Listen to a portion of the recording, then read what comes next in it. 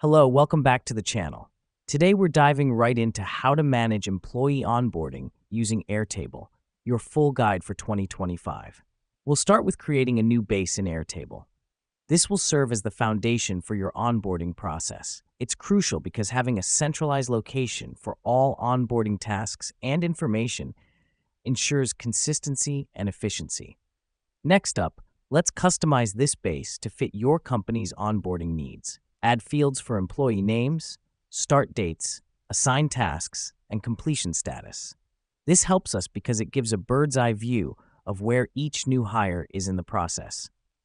Now that we've done that, let's integrate this Airtable base with your company's email system.